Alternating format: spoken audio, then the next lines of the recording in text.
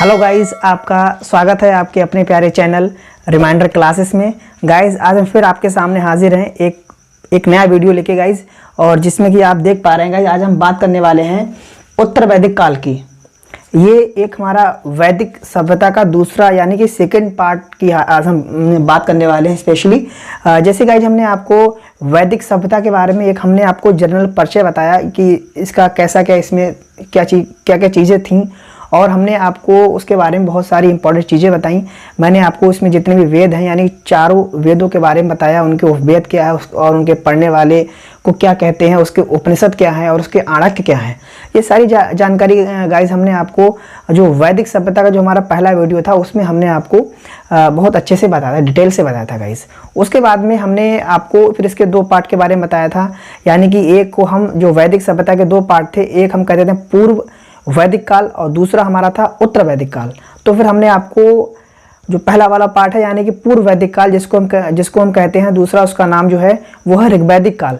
मैंने उसके बारे में आपको पूरा बहुत अच्छे से बताया, उसकी सामाजिक जीवन क्या था और उसका जो राजनीतिक जीवन क्या था, आर्थिक जीवन और धार्मिक जीवन, सभी हमने चीज़ों के बारे में आपको बहुत अच्छे से बताया गाइस। बट आज हम बात करने वाले हैं स्पेशली आपके साथ उत्तर वैदिक काल की। इसका जो हमारा टाइम पीरियड जो रहा है, इसका जो काल रहा है वो पूरा कहाँ से कहाँ तक है गाइस, वो हम आपको बता रहे हैं। 1000 BC से 600 BC तक इसका जो है पूरा काल रहा है, यानी कि टाइम पीरियड रहा है। और इसमें जो भी चीज़ें हैं वो आज हम आपके सामने बात करने वाले हैं। और गाइस जैसे कि आप देख पा रहे हैं, इसमें हमने हमने 4 पार्ट में इसको डिवाइड किया है, यानी कि एक इसका है राजनीतिक जीवन, और एक है सामाजिक जीवन गाइस, और एक है आर्थिक, और एक है धार्मिक जीवन। ये 4 इनके एस्पेक्ट हैं कि लोग यहाँ के जो सभ्यता के जो लोग थे, यानी कि उत्तर वैदिक काल के जो लोग थे, ये कैसे अपने समाज में रिएक्ट कर रहे थे, कैसे इनको कौन डील कर रहा था, कैसे ये इनके यहाँ पे शासन हो रहा था, और इनकी आर्थिक स्थिति कैसी थी, या फिर आर्थिक स्थिति मतलब किस पे डिपेंड थी, इनकी अर्थव्यवस्था कैसे चल रही थी। उसके बाद में हम धर्म की बात करेंगे कि यहाँ पे कौन से देवताओं का ज़्यादा वर्चस्व था, महत्व था, कौन कैसे पूजा करते थे, इनकी पूजा पद्धति के बारे में गाइस हम बात करेंगे। बट इसमें एक चीज़ और हम आपको बता रहे हैं गाइस, जैसे कि हमारे जो 4 वेद थे, तो जो सबसे पुराना वेद था वो ऋग्वेद वेद था। तो उसका सबसे पहले संकलन हुआ, उसके बारे में हमने आपको बताया, यानी कि जो उसका पूरा काल था यानी कि ऋग्वैदिक काल, उसमें उस काल का यानी कि उस वेद का संकलन हुआ, और उसके बारे में हमने आपको उसमें बताया। बट इसमें जो शेष तीन वेद हमारे बचते हैं, यानी कि सामवेद, और दूसरा हमारा है यजुर्वेद, और तीसरा है अथर्ववेद। तो ये 3 वेद हैं, उनका संकलन इस काल में हुआ था, तो इसलिए इसको हम कहते हैं उत्तर वैदिक काल। यानी कि उन तीनों वेद का जो हमारे शेष 3 वेद बचे थे, तो उनका जो संकलन हुआ था गाइज वो इस टाइम पीरियड में हुआ था, यानी कि 1000 BC से लेके 600 BC के बीच हुआ था। तो इसको जो नाम दिया गया गाइज वो उत्तर वैदिक काल जो है नाम दिया गया है।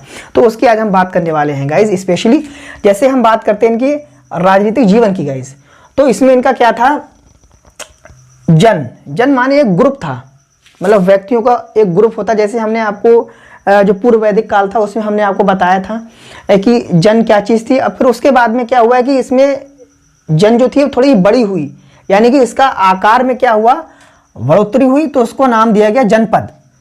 ठीक है, जैसे कि जो मतलब शुरुआत में कोई छोटी चीज़ होती है, बाद में बड़ी होती है, यानी कि उसमें बढ़ोतरी होती है। तो उसी हिसाब से जो इसकी पहली जो सीढ़ी थी उसको फिर जन जो थी वो उसका आकार थोड़ा बड़ा हुआ, तो उसको फिर कहा जाने लगा जनपद। उसके बाद में एक इसमें पॉइंट कहा जाता है भरत और प्लस पुरु, इन दोनों को मिला के कहते हैं कुरु।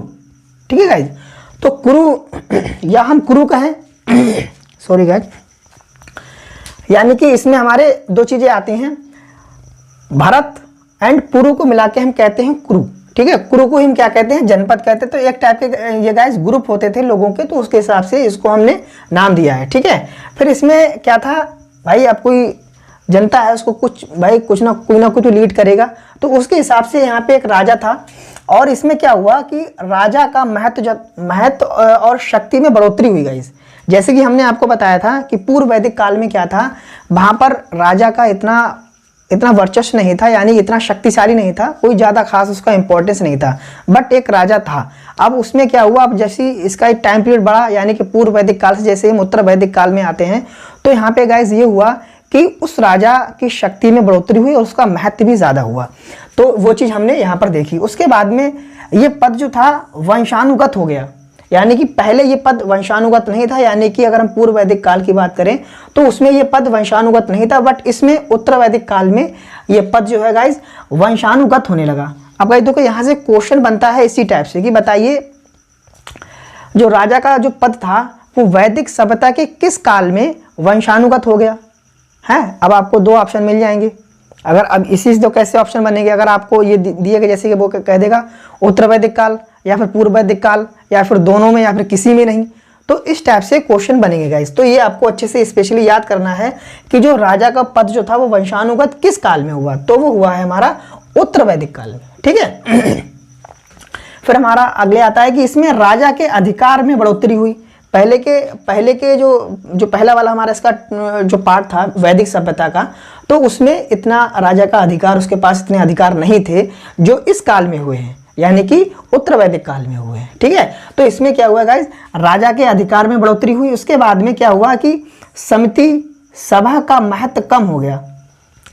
अब देखो यही चीज समिति और सभा गण ये हमने आपको बताया था किसमें, पूर्व वैदिक काल में। उसमें गाइस ऐसा था कि सभा और समिति इनका बहुत बड़ा रोल था राजा को गाइड करने में कि भाई आपको कैसे क्या बिहेव करना है। तो वहाँ पर क्या था, इनका सभा और समिति का महत्व ज़्यादा था, बट वहाँ पर राजा का थोड़ा महत्व कम था। लेकिन यहाँ पे क्या हुआ, यहाँ पर यानी कि उत्तर वैदिक काल में गाइस ऐसा हुआ कि राजा का महत्व ज़्यादा हुआ, यानी कि उसके अधिकार क्षेत्र में बढ़ोतरी हुई, उसकी शक्ति में बढ़ोतरी हुई। तो क्या हुआ, सभा और समिति का महत्व कम हो गया। तो यानी कि उस काल की बात करें तो उसमें यह था कि राजा का महत्व कम था बट सभा और समिति का ज़्यादा महत्व था। और यहाँ पर आके यानी कि उत्तर वैदिक काल में क्या हुआ कि राजा का महत्व कम हुआ, राजा का महत्व बढ़ गया लेकिन सभा और समिति का कम हो गया। तो जैसे गाइस अगर हम आज के बात में अगर हम आज के हिसाब से समझें, जैसे कि हमारा पीएम है, ठीक है, और उनका फिर क्या है एक मंत्रिमंडल भी होता है। ठीक है। तो जैसे कि अगर पीएम का वर्चस्व ज़्यादा है तो मंत्रिमंडल तो ऑटोमेटिक कम हो जाएगा ना, क्योंकि भाई अगर जाहिर सी बात है जब प्रधानमंत्री फैसला ले रहा है तो यानी कि मंत्रिमंडल उससे नीचे है। तो ऐसा ही अब हुआ इसमें कि क्या हुआ कि भाई उत्तर वैदिक काल में जो राजा था उसका महत्व ज़्यादा हुआ, तो जो सभा समिति जो है यानी भी एक टाइप की मंत्रिमंडल ही हम कह सकते हैं, तो उसका जो है यानी कि ओहदा यानी कि दर्जा कम हुआ। तो वो हिसाब है।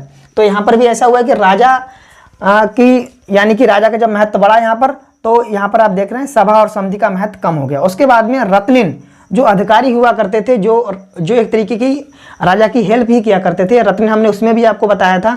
तो उसमें रत्निन जो थे वो 4 प्रकार के थे, पुरोहित था और सेनानी था, पुरुप था और स्पष्ट, यानी कि वो 4 तरीके हमने आपको उसमें बताए थे रत्निन। तो यानी कि एक टाइप की अधिकारी होते हैं, ऐसी कोई बात नहीं कि आपको समझ में आए कि ये क्या होते हैं रत्निन, तो ये टाइप के गाइस अधिकारी होते हैं। ठीक है, जो एक तरीके से राजा की हेल्प करते हैं। ठीक है। तो ये रत्निन की संख्या में क्या हुआ, बढ़ोतरी हुई। जाहिर सी बात है जब भाई राजा का अधिकार क्षेत्र बढ़ रहा है, उसकी शक्तियां बढ़ रही हैं, तो उसको कुछ लोगों की भी जरूरत होगी। ठीक है, जो उसकी ज़्यादा से ज़्यादा अच्छी हेल्प कर सके। तो उसी प्रकार से गाइस क्या हुआ कि रत्निन की संख्या में बढ़ोतरी हुई और कितनी हो गई, 17 हो गई, जबकि उसमें 4 थे। ठीक है। उसके बाद में गाइस ये हुआ है कि जो कर व्यवस्था है, पहले कर व्यवस्था इतनी अच्छी नहीं थी, जैसा पैसा मिल रहा था भाई, जब राजा के पास पैसा ही कम होगा गाइस तो वो सुविधाएं भी तो कम दे पाएगा। जैसे कि अगर आज के टाइम में हम देखें भाई, पहले क्या था, पहले जीएसटी नहीं थी। 2017 के पहले जीएसटी कहाँ थी, 1 जुलाई 2017 के बाद जीएसटी भारत में अप्लाई हुई। तो जब जीएसटी पहले नहीं थी तो इतना सरकार को टैक्स नहीं मिल पाता था, कोई टैक्स का अच्छा हिसाब नहीं था। लेकिन जीएसटी आने के बाद सरकार ने बिल्कुल जनता को मतलब एक तरीके से टैक्स लेने का बहुत अच्छा सिस्टम है ये, कि आपको टैक्स देना ही पड़ेगा, आप बच नहीं सकते किसी तरीके से। तो जब टैक्स से थ्रू जब पैसा हमारे राजा यानी कि पीएम के पास ज़्यादा जाएगा तो क्या होगा, वो हमको अच्छी सुविधाएं दे पाएगा। जाहिर सी बात है। तो जब क्या सरकार के पास पैसा ज़्यादा होगा, पैसा कैसे पहुंचता है सरकार के पास, टैक्स के थ्रू जब सरकार के पास पैसा ज़्यादा होगा तो हमको सुविधा ज़्यादा मिलेंगी, और पहले ऐसा नहीं था। तो वो हिसाब यहाँ पर है। जब यहाँ पे क्या हुआ कि कर व्यवस्था में विस्तार हुआ तो राजा ने अपनी प्रजा को सुविधाएं देना भी शुरुआत करी, अच्छे से वो सुविधाएं भी उनको दे पाया। और क्या हुआ कि स्वेच्छा से दिया जाने वाला कर, ठीक है, अब वो निश्चित कर दिया गया। पहले गाइज हमने आपको बताया कि पूर्व वैदिक काल में क्या था, एक वली नाम का कर था। जो ऐसा कर था कि आप अपनी मर्जी से दे सकते हैं, कोई आपके पास कोई आपको फोर्स नहीं करने वाला है कि आपको ये कर देना है टैक्स एक तरीके से। बट इसमें उसका नाम था वली, याद करना है आपको, आता है क्वेश्चन यहाँ से। बट इसमें क्या हुआ कि उसी कर को मतलब जो है आप कैसा कर दिया गया, निश्चित कर दिया गया कि आपको देना ही देना है, यानी कि फोर्स, यानी आपको वो निश्चित है कि अब आपको देना पड़ेगा। ऐसा नहीं कि आप स्वेच्छा से ना दें, बट ऐसा पहले था, अब ऐसा इसमें नहीं रहा। यानी उत्तर वैदिक काल में क्या हुआ कि वो जो बलि का कर था उसको अब यहाँ पे क्या कर दिएगा, निश्चित कर दिएगा। यानी कि एक तरीके से अब सरकार के पास, यानी कि जो राजा था उसके पास पैसे जो है कलेक्ट होने का जरिया और अच्छा हो गया। उसके बाद में क्या हुआ कि सेना न्याय का अभी भी विस्तार नहीं हुआ। देखो उसमें भी ये चीज़ थी कि सेना न्याय पर अभी इतना मतलब इतना स्ट्रॉन्ग इनका एरिया नहीं था कि सेना बहुत डेवलप हो या फिर न्याय बहुत अच्छे तरीके से हो रहा था। तो वो पहले भी नहीं था और अब भी नहीं था, ये सुधार इसमें भी नहीं हो पाया। लेकिन ये चीज़ आपको याद करनी है कि सुधार किसमें हुआ गाइस। सुधार बहुत यहाँ से चीज़ें हैं कि जो जन था वो जनपद बन गया। उसके बाद में राजा का जो महत्व था, शक्ति थी, वो इसमें बढ़ोतरी हुई। किसमें, उत्तर वैदिक काल में। किसके मतलब किसके हिसाब से, पूर्व वैदिक काल के हिसाब से। ठीक है, तो दोनों में ही आपको अंतर जो है आपको अच्छे से याद करना है गाइस। उसके बाद में पद जो था वो वंशानुगत हो गया। किसका, राजा का पद जो है वंशानुगत हो गया और राजा के अधिकार क्षेत्र में भी बढ़ोतरी हो गई। ठीक है, उसके बाद में सभा और समिति का महत्व कम हो गया, क्योंकि जब राजा का महत्व बढ़ जाएगा, जैसे ही जब प्रधानमंत्री का महत्व बढ़ेगा तो मंत्रिमंडल का ऑटोमेटिक कम हो जाएगा, और जब मंत्रिमंडल का ज़्यादा होगा तो राजा का कम हो जाएगा। जाहिर सी बात है, जब भाई मंत्रिमंडल का ज़्यादा होगा यानी कि मंत्रिमंडल फैसला ले रही है ना, तो वो हिसाब यहाँ पर था कि भाई यहाँ पे राजा का महत्व ज़्यादा था, मंत्रिमंडल का हिसाब कम था। ठीक है, उनकी यानी कि सभा और समिति का महत्व कम हुआ गाइस। उसके बाद में रत्न यानी कि अधिकारियों की संख्या में बढ़ोतरी की गई इसमें, और कर व्यवस्था को अच्छे से विस्तार किया गया। और जो कर ऐसा था जो अपनी मर्जी से देने वाला था, स्वेच्छा से, उसको अब बाकायदा निश्चित कर दिया कि अब आपको देना ही देना, परमानेंट कर दिया एक तरीके से देखा जाए। ठीक है, फिर यहाँ पे सेना और न्यायालय की स्थिति में खास सुधार नहीं हुआ। जैसा पूर्व वैदिक काल में था ऐसा ही उत्तर वैदिक काल में रहा। गाइस अब हम आगे बात करेंगे इनके समाज के बारे में कि ये समाज में कैसे लोग रहते थे। ठीक है, और इनकी समाज की पद्धति यानी कि इनकी विवाह पद्धति क्या थी, और सारी चीज़ें हम इसमें जानेंगे कि समाज कैसे क्या मतलब बिहेव कर रहा था। यानी कि अब हम देखेंगे यहाँ पे परिवार, ठीक है, ग्राम, विश्व और जन। ठीक है, अब यहाँ पे पता चल रहा है कि यहाँ पर जो परिवार है वो सबसे छोटी इकाई है किसकी, समाज की। ठीक है, ऐसे ही अगर हम जन की बात करें तो जन जो है गाइज वो सबसे बड़ी है। ठीक है, कैसी है गाइज, बड़ी है। तो ये थोड़ा आपको याद करके चलना है। ठीक है, ये परिवार की जो जैसे समाज की सबसे छोटी इकाई की बात करें गाइज, ये पूर्व वैदिक काल में भी ऐसा ही था कि सबसे छोटी इकाई समाज की परिवार ही थी। तो ऐसा इसमें भी यही चीज़ देखी गई है कि समाज की सबसे छोटी इकाई जो है वो परिवार है। ठीक है, उसके बाद में आगे क्या हो रहा है कि अब वर्ण व्यवस्था जन्म पर, यानी कि पहले क्या था, ये जो वर्ण व्यवस्था है गाइज ये पहले कर्म पे आधारित थी कि जो इंसान जैसा कर्म कर रहा है, यानी कि जो इंसान अगर पूजा पद्धति से जुड़ा हुआ है, नॉलेज है, विद्वान है, तो उसको ब्राह्मण कहा गया गाइज। उसके बाद में जो लड़ने में बहुत कुशल है, जिसकी बाहों में दम है, यानी कि बलशाली है, तो उसको गाइज क्षत्रिय कहा गया। फिर उसके बाद में जो जमींदार हैं, जो मतलब घर से अपने अमीर हैं, तो उनको वैश्य कहा गया। और जो सेवा करते हैं लोगों की, जो सेवादार एक तरीके से थे, तो गाइज उनको शूद्र कहा गया। ये कैसा ये ऐसा कब था, ये अगर हम बात करें ऋग्वैदिक काल यानी कि पूर्व वैदिक काल में ऐसा ही था। ठीक है, यानी कि उसमें जो वर्ण व्यवस्था थी वो कर्म पर आधारित थी। बट अब इसमें क्या हुआ, कर्म पे ना होकर जन्म पे आधारित हो गई है कि जो इंसान जिस परिवार में जन्म लेगा वो उस वर्ण का कहलाएगा। जैसे कि जैसे जो प्रेजेंट में अभी गाइस चल रहा है अपने भारत में, अगर कोई भी इंसान ब्राह्मण परिवार में जन्म लेता है तो वो ब्राह्मण ही कहलाता है। पंडित के मतलब जैसे पंडित के परिवार में जन्म लेता है तो वो पंडित कहलाता है, चाहे वो काम वैसे करे या ना करे, है ना। बट पहले ऐसा था कि जो इंसान जो काम कर रहा है उसको वही नाम दिया गया। बट अब ऐसा नहीं है। हालांकि अब क्या है, अब जन्म पे आधारित है। आपका जिस परिवार में जन्म हुआ आप वही कहलाएंगे, चाहे आप वो काम करें या ना करें। ठीक है, तो ऐसा ही हुआ है गाइज कि यहाँ पे वर्ण व्यवस्था जो है जन्म पर आधारित हो गई। और कैसे थी, ब्राह्मण सबसे ऊंचे कहलाए, क्षेत्रीय, वैश्य और शूद्र जो है सबसे नीचे दर्जे कहलाए। ठीक है गाइज, उसके बाद में आता है कि इसमें वर्ण व्यवस्था कठोर रूप से, यानी कि इसमें वर्ण व्यवस्था जो है वो कठोर रूप से अप्लाई हुई है, यानी कि बिल्कुल एक स्ट्रिक्ट तरीके से। पहले ऐसा नहीं था, कर्म के हिसाब से था, बट इसमें इन्होंने पहली बात तो जन्म पे करा, पर ये थोड़ी स्ट्रिक्ट कर दिया गया इसमें। ठीक है, तो शक्ति आई इसमें कि हाँ भाई इसको ऐसा ही होगा। फिर उसके बाद में गोत्र, और इसमें जो हाँ, फिर इसमें ये ऐसा हुआ कि गोत्र वाला हिसाब था कि अब आपको जो शादी करनी है वो समान गोत्र में करनी है, यानी कि अलग अलग गोत्र में शादी नहीं होती थी। यानी यहाँ पर ये भी चीज़ आपको देखने मिली कि इसमें समाज की गाइस हम बात कर रहे हैं, समाज में आप इसको अच्छे से समझते रहें कि कौन सी चीज़ इसमें क्या क्या बदलाव हुआ है पूर्व वैदिक काल से। ठीक है, तो यहाँ पर क्या हुआ कि वर्ण व्यवस्था पहली बात तो जन्म पर आधारित हुई, उसके बाद में इसे वर्ण व्यवस्था को कठोर कर दिया गया। उसके बाद में क्या हुआ है कि इसमें गोत्र का भी कुछ महत्व आया कि भाई अब आप शादी करेंगे समान गोत्र में। ठीक है, उसके बाद में इसमें आश्रम व्यवस्था की शुरुआत हुई गाइस। अब आश्रम व्यवस्था क्या है गाइस, मैं आपको बता रहा हूँ कि कोई इंसान जब पैदा होता है और मरने तक उसका जो जितनी भी उम्र है उसको जो है इन्होंने 4 भाग में बांटा है कि इंसान के 4 मतलब जो उम्र है उसको 4 भाग में, जब तक वो जिंदा है, जब वो जन्म हुआ उसका और जिंदा था उसकी जो उसका पूरा उसका जो जीवन है उसको 4 भागों में गाइस बांटा गया है। तो उसी को इन्होंने क्या करा, आश्रम जो है कहा गया, यानी कि आश्रम व्यवस्था उसी को कहा गया कि किसी इंसान की पूरी लाइफ को 4 भाग में बांटा गया। एक हम आपको बता दे रहे हैं कैसे, जैसे कि पहला है ब्रह्मचार्य, ठीक है, दूसरा है गृहस्थ, और तीसरा है वानप्रस्थ, और चौथा हमारा है सन्यास। अब इन्होंने जैसे ये 4 हमने आपको बता दी कि ये 4 इस तरीके से इन्होंने एक इंसान की, एक मनुष्य की जो उम्र है उसको बांट दिया है 4 भागों में। पहला भाग था ब्रह्मचार्य, दूसरा है गृहस्थ, तीसरा है वानप्रस्थ, और उसके बाद में चौथा है हमारा सन्यास। अच्छा, इनका फिर उन्होंने उम्र भी बताई है कि अगर हम ब्रह्मचार्य होगा तो वो इंसान किस उम्र तक होगा, यानी कि 0 से 25 साल तक, 0 से 25 साल तक इंसान को ब्रह्मचार्य रहना चाहिए। ये इन्होंने इसमें एक तरीके का मैसेज दिया। उसके बाद में गृहस्थ की बात करिए, यानी कि जो ग्रह को संभालने वाला है, यानी ब्रह्मचार्य मतलब क्या होता है, अरे वो सीधा सच्चा इंसान, गलत काम ना करे, बिल्कुल एकदम साधु, मतलब एक तरीके से मतलब गलत काम ना करे, सही रास्ता पे चले, तो उसको ब्रह्मचार्य कहा जाता है। तो यानी कि वो कब से हुआ, 0 से 25 साल तक। फिर बात हुई गृहस्थ की, यानी कि जो ग्रह को संभाले, यानी कि घर की जिम्मेदारी जो इंसान लेता है, तो उसको फिर एक तरीके गृहस्थ कहा गया। तो उसकी जो उम्र थी वो 25 से मतलब 50 साल तक जो है वो करा गया। उसके बाद में बात आती है कि वानप्रस्थ में होता है कि जंगल में मतलब चले जाना, यानी कि जंगल का प्रस्थान करना, इस तरीके से इसको वानप्रस्थ कहा गया है। तो ये गाय जो उम्र थी 50 से 75 तक। उसके बाद में बात आती है सन्यास की। सन्यासी यानी कि अब तुम्हें कुछ नहीं करना, अब तुम जो है सन्यासी बन जाओ बिल्कुल। तो ये 75 से 100 तक हो गया।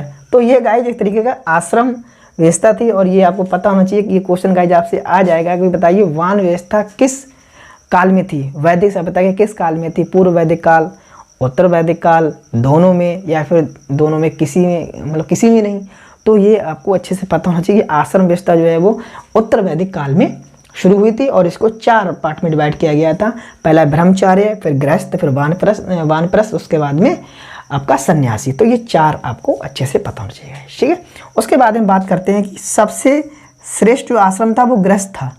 तो इसमें ये कहा गया कि भाई जो चारों आश्रम है, इनमें सबसे अच्छा जो कौन सा था वो गृहस्थ था। भाई गृहस्थ तो भाई बाकी बात तो है भी अच्छा और इम्पॉर्टेंट भी है एक तरीके देखा जाए, क्योंकि भाई इंसान की सारी जिम्मेदारी यहीं पे होती है। उसको घर को भी संभालना है, मतलब जितनी जिम्मेदारियां होती हैं वो इसी में होती हैं। भाई 25 साल तक तो इंसान पढ़ता ही है और भी कुछ करता है ना, लेकिन जब 25 साल जब उसकी शादी हो जाती है, भाई शादी में तो उसका घर तो बस जाएगा, जब घर बस गया तो उसको चलाना भी है। तो गाइस यहाँ पर सबसे बड़ी जिम्मेदारी तो इसको ही सबसे श्रेष्ठ आश्रम कहा गया, ठीक है। उसके बाद में ये हुआ कि इस समाज में स्त्री को कैसे देखा गया, यानी कि उत्तर वैदिक काल में स्त्री की जो स्थिति थी वो क्या थी, स्त्री को कैसे माना गया, तो वो हम देखेंगे गाइज। यहाँ पर स्त्री की स्थिति में गिरावट आई। जैसे गाइज आपने देखा होगा कि सिंधु घाटी सभ्यता में भी जो सभ्यता थी वहाँ की वो मात्र सत्तात्मक थी, यानी कि वहाँ पे स्त्री का भी महत्व ज़्यादा था।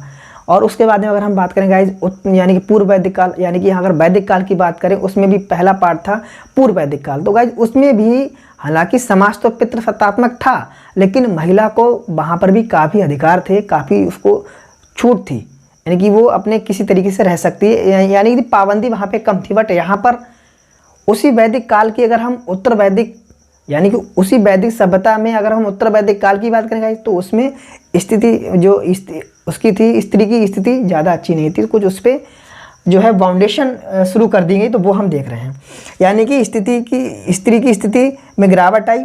और उसके बाद में समिति विदप में महिलाओं पर प्रतिबंध था।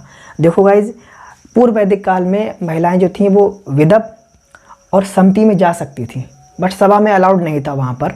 और लेकिन लेकिन समिति और किसमें, विदव में तो जा सकती थी, लेकिन यहाँ पर उन्होंने उस पर भी बैन लगा दिया कि अब जो स्त्री है वो विदव और समिति में भी नहीं जाएगी। हालांकि पहले तो सभा में उसको अलाउड नहीं था, क्योंकि वो कुछ श्रेष्ठ लोगों की सभा हुआ करती थी, जो राजा के श्रेष्ठ लोग यानी कुलीन लोगों की सभा हुआ करती थी, ठीक है, तो जिसको सभा कहा गया। लेकिन उस काल में भी समिति और विदव में महिलाओं को इजाज़त थी कि वो उसमें जाके पार्टिसिपेट कर सकती हैं, अपनी बात रख सकती हैं, बट इसमें उन्होंने उसको भी बंद कर दिया। यानी कि यहाँ पर भी महिलाओं की थोड़ी स्थिति गिरावट हम देख रहे हैं गाइस, ठीक है। तो इस काल में, उत्तर वैदिक काल में क्या हुआ कि स्त्री की स्थिति में गिरावट आई, फिर समिति और विदव में महिलाओं पर लगा दिया प्रतिबंध, ठीक है। उसके बाद में बात करते हैं, देखो फिर पर्दा प्रथा की भी शुरुआत हो गई। यानी कि जैसे कि वो पर्दा होता नहीं, यानी कि वो चीज़ भी यहाँ पे शुरू हुई। वो एक तरीके की जो पर्दा प्रथा का, जब एक तरीके का औरत को थोड़ा सा मतलब छोटा करने की वहाँ पे चीज़ें आती हैं कि भाई पर्दे में रहो। हालांकि पर्दा हम ये नहीं कह रहे कि नहीं, मतलब कुछ चीज़ें होती हैं कहीं पे करना भी, अब पता नहीं कि कहीं हर जगह पर्दा तो वो ठीक नहीं है, ठीक है। तो यहाँ पर यानी कि एक तरीके से औरत पे थोड़ा सा एक तरीके का बाउंडेशन हो जाती है पर्दा, ठीक है। तो यहाँ पे क्या हुआ कि पर्दा प्रथा की शुरुआत हो गई। देख रहे हैं यहाँ पे कितनी चीज़ें औरत के उसमें गई हैं खिलाफ। उसके बाद हम बात करते हैं कि यहाँ पे समाज जो लोग कैसे थे, वो गाइज शाकाहारी और मांसाहारी दोनों थे। भाई गाइज हमने आपको बताया था कि सिंधु घाटी सभ्यता में भी लोग शाकाहारी मांसाहारी दोनों प्रकार के थे। फिर हमने बात करी वैदिक सभ्यता के पूर्व वैदिक काल में, उसमें भी लोग शाकाहारी मांसाहारी दोनों प्रकार के थे। अब ऐसे ही हम वैदिक सभ्यता के उत्तर वैदिक काल में बात करेंगे, तो उसमें भी लोग दोनों प्रकार के पाए गए हैं, मांसाहारी और शाकाहारी। और आज प्रेजेंट टाइम में भी लोग दोनों टाइप के हैं, ठीक है। अच्छा, अब यहाँ पे गाइज बहुत इंपॉर्टेंट एक टॉपिक आया, विवाह कि विवाह की पद्धति, विवाह कैसे हो रहा था, किस टाइप से, ये सारी चीज़ें हम जानेंगे गाइज। विवाह इसमें गाइज दो प्रकार से था, एक अनुलोम और प्रतिलोम, ठीक है। तो अनुलोम में क्या होता था कि जो बॉय यानी कि बी मीन्स बॉय यानी कि लड़का जो गाइज होता था वो उच्च वर्ग का होता था, ठीक है, और लड़की जो थी वो निम्न वर्ग की होती। तो ये आपको अच्छे से याद करना है कि जो अनुलोम विवाह होता था, विवाह दो प्रकार का था, एक अनुलोम और प्रतिलोम।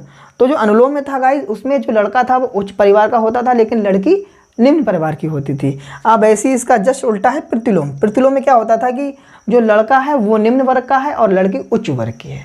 तो गाइज ये आपको विवाह के बारे में पता होना चाहिए, क्योंकि गाइज यहाँ से क्वेश्चन बनता है, आपसे यही पूछेगा बताइए कि भाई यानी कि जो उत्तर वैदिक सभ्यता में विवाह की पद्धति कितने प्रकार की हैं, तो वो आपको पता होना चाहिए। फिर उसके बाद में अगर पूछ ले भाई प्रतिलोम में क्या होता है, लड़का उच्च होता है लड़की निम्न होती है, या फिर लड़की उच्च होती है लड़का निम्न होता है, तो ये आपको पता होना चाहिए कि जो हमारा अनुलोम है उसमें लड़का उच्च होता है तो जाहिर सी बात लड़की निम्न होगी, और जो प्रतिलोम है उसमें लड़की उच्च होती है तो यानी लड़का ऑटोमेटिक क्या हो जाएगा, निम्न हो जाएगा।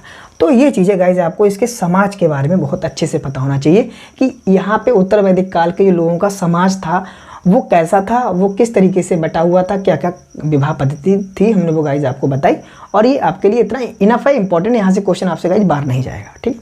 फिर हम बात करते हैं आर्थिक जीवन की कि इनकी अर्थव्यवस्था कैसे चल रही थी, क्या इनका मुख्य व्यवसाय था, वो चीज़ें का हम गाइज आज बात करेंगे। देखो यहाँ पे जो इनका प्रमुख व्यवसाय था वो कृषि था गाइज। अब देखो जैसे कि हमने आपको बताया था पूर्व वैदिक काल में वहाँ पे कृषि ना होकर पशुपालन था, बट यहाँ पर क्या था, यहाँ पर ये था कि यहाँ पे पशुपालन ना होकर कृषि हो गई, ठीक है। अब कृषि क्यों हुई वो हम आपको बता रहे हैं।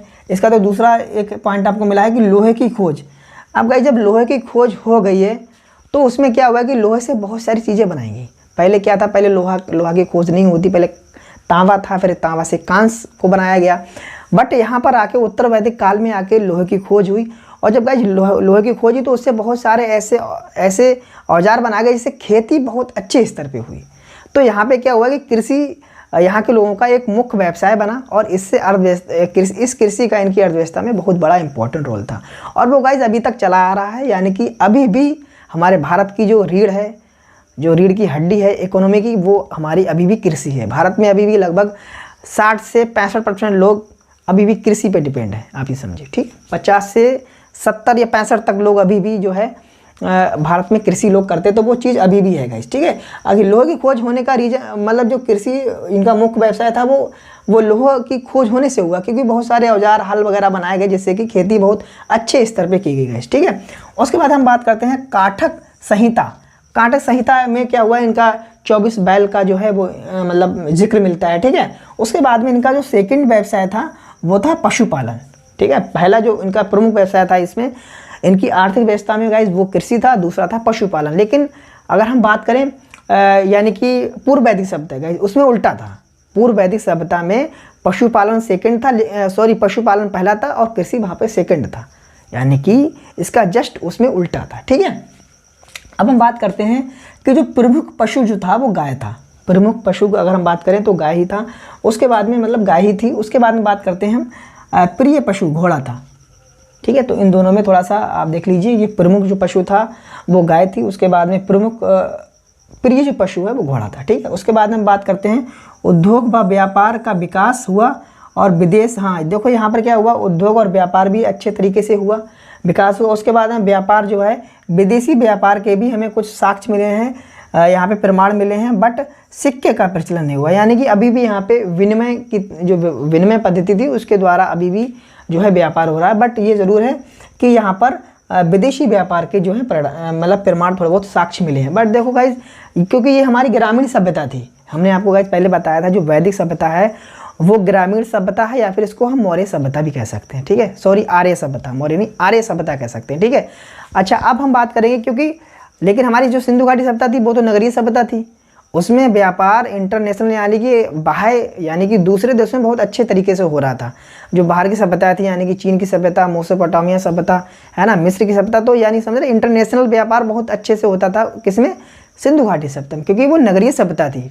बट ये हमारी ग्रामीण सभ्यता थी। तो इसमें जो हमने पहले आपको इसका पहला जो पार्ट पढ़ाया है पूर्व वैदिक काल का, उसमें तो इसके साक्षी नहीं मिले व्यापार बाहर के, बस आंतरिक व्यापार होता था। बट इसमें ज़रूर ऐसा हुआ कि उत्तर वैदिक काल में आगे थोड़ा जो व्यापार जो है वो विदेशों में भी मिला, क्योंकि ये मिलना बहुत बड़ी चीज़ थी, क्योंकि ये ग्रामीण सभ्यता थी। हालांकि यहाँ पे उत्तर वैदिक काल में आगे थोड़ा विकास हुआ और व्यापार जो है वो विदेश में हुआ, ठीक है। तो विदेश में भी व्यापार होने के साक्ष्य मिले हैं गाइज। उसके बाद में बात करते हैं कि इस काल में आर्थिक प्रगति से नगरीकरण प्रारंभ हुआ। जब भाई जाहिर सी बात, जब आदमी के पास पैसा होगा, यानी कि पैसा कैसे आएगा, जब उसकी आर्थिक स्थिति बढ़िया होगी, यानी कि उसका काम उद्योग व्यापार अच्छा चल रहा होगा, तो उसके पास पैसा होगा, यानी कि उसकी आर्थिक स्थिति बढ़िया होगी, तभी तो वो घर बनाएगा, तभी तो रोड बनेंगे, तभी तो नगरीकरण होगा। तो गाइज यहाँ पर इनकी आर्थिक व्यवस्था बहुत अच्छी हुई कृषि की वजह से, क्योंकि जब लोहे की खोज हुई तो कृषि अच्छा हुआ, कृषि अच्छे से होने लोगों के पास पैसा आया, और उससे क्या हुआ कि इनका विकास हुआ, इनकी आर्थिक स्थिति बढ़िया हुई, और जिससे क्या हुआ, नगर जो है नगरीकरण हुआ, मतलब नगरीकरण होना प्रारंभ हुआ गाइस। उसके बाद में इसको द्वितीय नगरीकरण कहा जाता है। इसको क्या कहते हैं हम? द्वितीय नगरीकरण कहा जाता है गाइस। ये क्वेश्चन यहाँ से बनता है, हमने कई बार सेट में देखा है कि ये आता है कि बताइए भाई द्वितीय नगरीकरण किसको कहा जाता है? सिंधु घाटी सभ्यता को, पूर्व वैदिक काल को, उत्तर वैदिक काल को। तो गाइस जहाँ से क्वेश्चन बनता है तो ये आपको पता होना चाहिए कि जो द्वितीय नगरीकरण है हम इसको उत्तर वैदिक काल को कहते हैं। अच्छा, उत्तर वैदिक काल को क्यों कहते हैं? क्योंकि प्रथम हम कह चुके हैं किसको? सिंधु घाटी सभ्यता को, ठीक है। तो ये हमारा क्या है? द्वितीय नगरीकरण है इसके, ठीक है। उसके बाद में हाँ यहाँ आगे देखो लिखा भी गाइज, बट फर्स्ट सिंधु घाटी सभ्यता थी, ठीक है। अब यहाँ पे आता है कि इस काल में आर्थिक स्थिति अच्छी थी, क्योंकि इसमें लोहे की खोज हो गई थी। वो गाइज हमने आपको बता दिया कि लोहे की खोज होने से इनकी आर्थिक स्थिति में बहुत अच्छा सुधार हुआ, क्योंकि इनकी कृषि बढ़िया हुई, ठीक है। उसकी वजह से इनका व्यापार जो है थोड़ा बहुत बाहर भी हुआ, और अपने देश में तो आंतरिक हो ही रहा था, ठीक है। अब हम बात करते हैं गाइज इनके धार्मिक जीवन की, कि इसमें धर्म का क्या था, ये किसको मान रहे थे, कैसे पूजा पद्धति इनकी थी, वो गाइज हम बात करते हैं। देख रहे हैं हम यहाँ पे गाइज यज्ञ व कर्म कांड का महत्व यहाँ पे बढ़ गया है। यहाँ हालांकि गाइज इससे पहले यज्ञ कर्म कांड इतना खास नहीं हो रहा था पूर्व वैदिक काल में सिंधु घाटी सभ्यता, बट यहाँ पर आके क्या हुआ कि धार्मिक जीवन में इनके यज्ञ और कर्म कांड जो है इनका महत्व बहुत ज़्यादा बढ़ गया, और ब्राह्मण व क्षत्रिय का आपसी में संघर्ष भी बढ़ गया, क्योंकि भाई वर्चस्व की लड़ाई होती है ना कि हम आगे तुम आगे। तो इस तरीके से तो क्या हुआ कि ब्राह्मण और क्षत्रिय का आपस में थोड़ा संघर्ष भी बढ़ा, ठीक है। उसके बाद में इसमें गाइस हुआ कि प्रमुख देवता जो थे इसके कौन थे? वो प्रजापति थे गाइस। ये बहुत इंपॉर्टेंट है, ठीक है। यानी सिंधु घाटी सभ्यता हमने आपको बताया था कि पशुपतिनाथ जो थे वो सबसे प्रिय देवता थे। बट अगर हम बात करें किसकी, इसकी यानी कि उत्तर वैदिक काल की, इसमें प्रजापति। अगर हम बात करें पूर्व वैदिक काल की गाइस, तो उसमें कौन थे? इंद्र, ठीक है। यानी कि इंद्र क्या कहते थे हम? इंद्र को कहते थे पत्थर, यानी कि पत्थर तोड़ने वाला, ठीक है। तो ठीक है, उसको हम छोड़ते हैं फिलहाल, ये इसकी बात करते हैं। यानी तीनों में अगर आप चाहें तो अपने प्रिय देवता याद कर सकते हैं तीनों काल का। यानी कि सिंधु घाटी सभ्यता में जो थे वो पशुपतिनाथ थे, और वो पूर्व वैदिक काल में इंद्र थे, और हम बात करें उत्तर वैदिक काल की तो इसमें प्रजापति थे। ठीक है, प्रमुख देवता, ये इंपॉर्टेंट है और याद भी करना आपको अच्छे से। अच्छा, इनको क्या कहते थे, इनको हम क्या ना सृजन का देवता कहते हैं। सृजन यानी कोई चीज़ बनाने वाली या बनाने वाला, यानी उस तरीके से इसको कहा गया, यानी कि इनको जो कहा गया है सृजन का देवता कहा गया। फिर इसमें तीनों वेदों का संकलन जो है वो इसी काल में हुआ, यानी कि 1000 BC से लेके 600 BC तक जो 3 वेद हमारे बच्चे हैं, सामवेद, यजुर्वेद और अथर्ववेद, इन तीनों का संकलन जो है वो इसी वेद में हुआ है, मतलब इसी टाइम पीरियड में हुआ है। ठीक है, और इन तीनों वेदों क्या कहते हैं, त्रैवेद कहते हैं। ठीक है, उसके बाद में यहाँ पर विष्णु, अच्छा कुछ यहाँ पे गाइस देवता हैं, उनके बारे में हम बात करते हैं कि देवता तो हैं लेकिन उस देवता को मतलब किस नाम से और जाना जाता था, तो वो चीज़ यहाँ पे थी। जैसे कि विष्णु है, जो विष्णु देवता थे गाइस, जिनको हम पोषण व रक्षक देवता कहते हैं। उसके बाद में रुद्र की बात करें, रुद्र में गाइस क्या था, इनको पशुओं का देवता कहते हैं। ठीक है, उसके बाद में आती है वरुण, वरुण को कहते हैं जल के देवता। देखो भाई जी, ये चीज़ें मतलब रटने वाली हैं, कुछ चीज़ें यहाँ पे आपको रटनी पड़ेंगी कि वरुण को हम, जैसे गाइस हमने आपको बताया था कि पूर्व वैदिक काल में क्या था कि जो वरुण थे वो वायु के देवता थे, बट यहाँ पे उल्टा हुआ है, जो वरुण है वो जल के, मतलब अलग अलग थोड़ा सा इनमें अंतर है, वो आपको अच्छे से याद करना है। यानी कि जो वरुण हैं वो जल के देवता हैं, उसके बाद में जो पूषण हैं वो शूद्रों के देवता हैं। ठीक है, और उसमें पूषण देवता किसी और के थे, वो हमें ध्यान नहीं आ रहा, मैंने आपको बताया था कल, मतलब आपको याद कर लेना है कि पूषण जो देवता थे इसमें कैसे थे, शूद्रों के देवता थे। ठीक है, अब बात होती है यज्ञ, कुछ यज्ञ इन्होंने इसमें हुआ करते थे, तो उनके बारे में बात करते हैं। राजसूय यज्ञ, राजसूय यज्ञ जो था वो कैसा था, प्रतिष्ठा हेतु, यानी कि कोई प्रतिष्ठा से हिसाब से ये होता था यज्ञ। कौन सा, कुछ ये यज्ञ के प्रकार हैं गाइस, वो हम बात करें। जैसे हमने आपको देवता के बारे में बताया कि देवता कितने हैं और वो किसके देवता कहलाते थे, वो हमने आपको बताया। अब यहाँ पे कुछ यज्ञ हैं, यज्ञ से भी क्वेश्चन आते हैं, तो ये राजसूय यज्ञ है जो किससे संबंधित था, प्रतिष्ठा हेतु से। ठीक है, उसके बाद में था हमारा वाजपेयी यज्ञ, जो वाजपेयी यज्ञ होता था वो कैसा था, वो शक्ति प्रदर्शन करने वाला यज्ञ था। ठीक है गाइस, उसके बाद हम बात करते हैं अश्वमेध यज्ञ, ये राज का विस्तार करता था। यानी कि जब ये यज्ञ हो रहा है, यानी कि अश्वमेध, पता गाइस क्या है, अश्व मीन्स क्या होता है, घोड़ा ही तो होता है। इसमें गाइस क्या होता था, कोई भी राजा अगर अपने घोड़ा को छोड़ता था, वो राजा घोड़ा जहाँ तक जाता था तो वो सारा क्षेत्र जो है उस राजा का हो जाता था। तो इसको कहा गया है अश्वमेध यज्ञ, यानी कि राज का विस्तार होता था इसमें, उस राजा के राज का विस्तार होता था। ठीक है, तो ये आपको, और जो वाजपेयी था वो शक्ति प्रदर्शन था, और राज जो था वो प्रतिष्ठा हेतु था। उसके बाद में मैंने आपको बताया विष्णु जो थे वो पोषण व रक्षक के देवता थे, रुद्र जो है वो पशुओं के देवता थे, वरुण जो है वो जल के देवता थे, पूषण जो थे वो शूद्रों के देवता थे। ठीक है, उसके बाद में है यज्ञ में कर्मकांड व बलि की प्रथा थी, और 24,000 बैलों की बलि होती थी। गाइस देखिए यार, देखो ये आपको समझ में आ रहा होगा शायद अच्छे से, कि जो यज्ञ और जो कर्मकांड थे, ठीक है, इन दोनों में क्या था, बलि की मतलब बलि का जो है, यानी कि बलि की प्रथा के साक्ष्य मिल रहे हैं। यानी कि इसमें जिक्र था कि बलि हुआ करती थी यज्ञ और कर्मकांड दोनों में। ठीक है, हाँ सॉरी, यज्ञ में कर्मकांड व बलि की प्रथा थी, मतलब यज्ञ में ये चीज़ें थी, जो यज्ञ हो रहा था उसमें कर्मकांड व बलि की प्रथा थी, और जो 24,000 बैलों की बलि मतलब देते थे ये लोग। बताओ कितना क्या करते थे ये लोग, यानी 24,000 बैलों की बलि होती थी गाइस इसमें। अच्छा, उपनिषद जो थे, इसमें हम आपको बता रहे हैं कि उपनिषद में कर्मकांड की आलोचना की गई है, और इसी के कारण दूसरा समाज, देखो गाइस ये हुआ क्या है कि जो उत्तर वैदिक काल है इसमें थोड़ा धर्म का थोड़ा ज़्यादा इसमें जो है, मतलब लोगों ने ज़्यादा स्ट्रिक्ट तरीके से मतलब फॉलो किया है इसमें। तो इसमें ये कर्मकांड और यज्ञ हुए, और इसमें इन दोनों में क्या हुआ कि भाई बैलों की बलि दी जाने लगी। ठीक है, 24,000 बैल बलि मतलब होती थी। तो इसमें जो आगे आते हैं उपनिषद, उन उपनिषद में इन कर्मकांडों का जो है वो मतलब एक तरीके से विरोध किया गया है इनका। ठीक है, उसकी इनकी आलोचना वहाँ पे की गई है। तो क्योंकि कुछ लोग ऐसे थे वो इससे खिलाफ थे, हालांकि कुछ लोग तो कर रहे थे लेकिन कुछ लोग खिलाफ भी थे। तो उन लोगों ने क्या करा, एक दूसरा समाज बना, और उस समाज को जो लीड किया है वो, जैसे हम आपको आगे पढ़ाएंगे, गौतम बुद्ध, ठीक है, और महावीर स्वामी ने, यानी कि बौद्ध धर्म और जैन धर्म की उत्पत्ति इन्हीं के बाद हुई है। क्योंकि कुछ लोगों को इससे ऐतराज़ था, और कि ये मतलब इस तरीके की बलि हो रही थी, तो इससे लोग जो है नाराज़ होकर, यानी कुछ भी लोगों ने इनकी आलोचना करी, फिर अपना एक अलग समाज ने अपना धर्म अलग बनाया, और जिसको हमने बौद्ध धर्म और जैन धर्म नाम दिया।